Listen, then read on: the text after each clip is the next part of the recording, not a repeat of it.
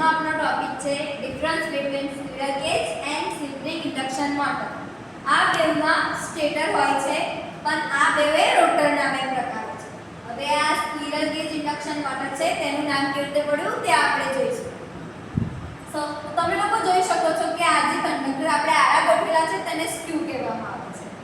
હવે તે તમે જો તો આમાં આડા આપણે ગોઠવેલા છે અને તેની આજુબાજુ એન્ડ રિંગ લગાવેલી છે. હવે આ જે આકાર બન્યો તે ખિસકોલીના પાંજરા જેવો છે.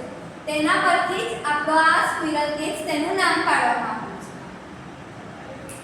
હવે આપણે જોઈશું સ્લિપ રિંગ ઇન્ડક્શન મોટર. હવે તમે જોઈ શકો છો કે આ મોટરમાં આપણે વાઇન્ડિંગ કનેક્ટ કરેલી છે અને વાઇન્ડિંગ થી આપણે બહારની સાઈડ સ્લિપને જોઈન્ટ કરેલી છે. તમે જોઈ શકો છો કે વાઇન્ડિંગ જોડે આપણે સ્લિપને છે ને શોર્ટ કરેલી છે. હવે તમે જુઓ કે સૌથી વધારે નજર સ્લિપ પર પડે છે. એના પરથી તેનું નામ સ્લિપ રિંગ ઇન્ડક્શન મોટર પાડવામાં આવ્યું છે. હવે તમે લોકો જુઓ કે આપણે જેમ કે હું તમને કહું કે આમાં મારે સપ્લાય આપવો છે બેવ સાઈડ, તો અગર તમે સ્ક્વિરલ કેજમાં 3 ફેઝ સપ્લાય આપશો તો તમે જુઓ કંડક્ટર છે ને એન્ડ રિંગ જોડે શોર્ટ કરવામાં આવેલા છે. તેનાથી સર્કિટ પૂરી થઈ જશે અને આમાં કરંટ મતલબ પ્રવાહ પસાર થવા લાગશે. એટલે આપણે જો સ્ક્વિરલ કેજમાં 3 ફેઝ સપ્લાય આપીએ તો તમે જોઈ શકો છો કે કંડક્ટરને આપણે એન્ડ રિંગ સાથે શોર્ટ કરેલા છે અને તેના દ્વારા આપણે જો 3 ફેઝ સપ્લાય આપીએ તો તે સર્કિટ પૂરી કરે છે અને તેમાં કરંટ ફ્લો થાય છે. અને જો આપણે સ્લિપ રિંગમાં 3 ફેઝ સપ્લાય આપીએ તો તેમાં કરંટ ફ્લો નહીં થાય કેમ કે આપણે સ્લિપને એકબીજા સાથે શોર્ટ કરેલી નથી. જો આપણે સ્લિપને એકબીજા સાથે શોર્ટ કરીએ તો આમાં સર્કિટ પૂરી થશે અને તેમાં કરંટ ફ્લો થવા લાગશે. હવે આપણે તેમાંના આગલા પોઈન્ટ્સ જોઈશું. સૌથી પહેલા આમાં લખીએ. આમાં તમે જોઈ શકો છો કે આમાં આપણે કંડક્ટર યુઝ કરેલા છે.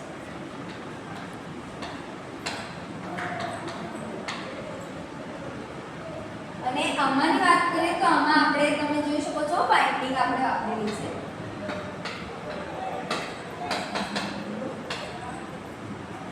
હવે સેકન્ડ લઈએ તો આમાં આપણે સ્લિપ રિંગ વાપરેલી નથી.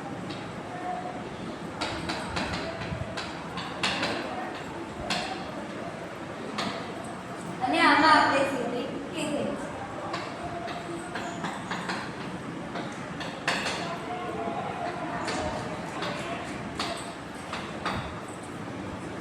હવે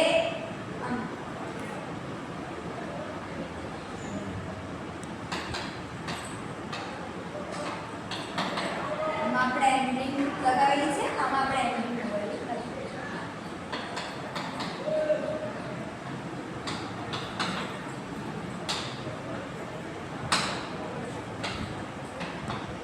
હવે ઇન્ડસ્ટ્રીમાં આપણે જો આ મોટરોનું જોઈએ તો સૌથી વધુ આપણે સ્ક્વિરલ કેજ ઇન્ડક્શન મોટરનો યુઝ કરીએ છીએ. હવે ઇન્ડસ્ટ્રીમાં આનો યુઝ 90 થી 95% જેટલો કરવામાં આવે છે અને સ્લિપ રિંગ ઇન્ડક્શન મોટરનો 5 થી 10% જેટલો ઉપયોગ કરીએ છીએ. હવે એની કોસ્ટ જોવા જઈએ તો સ્ક્વિરલ કેજ સસ્તી છે અને સ્લિપ રિંગ એ મોંઘી છે.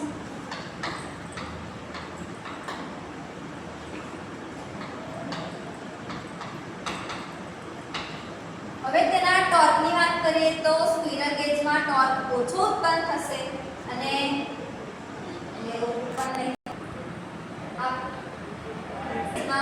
એક્સ્ટ્રા રેઝિસ્ટન્સ એડ થતો નથી.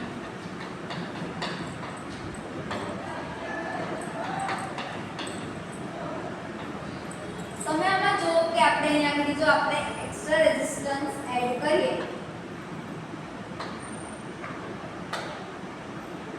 તો તેને બી આપણે શોર્ટ કરીશું તો જ સર્કિટ પૂરી થશે. તો આમાં આપણે એક્સ્ટ્રા રેઝિસ્ટન્સ એડ કરી શકીએ છીએ.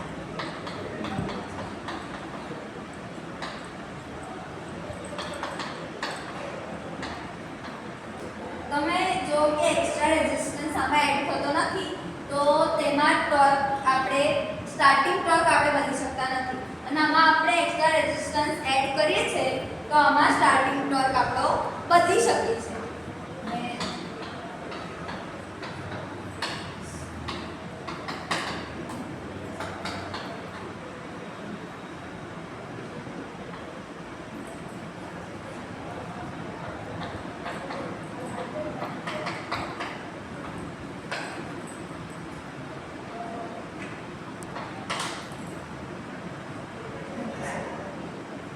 પછી તમે જોઈ શકો છો કે આપણે એના છે ને વધુ ટોપિક હજુ લખી શકીશું.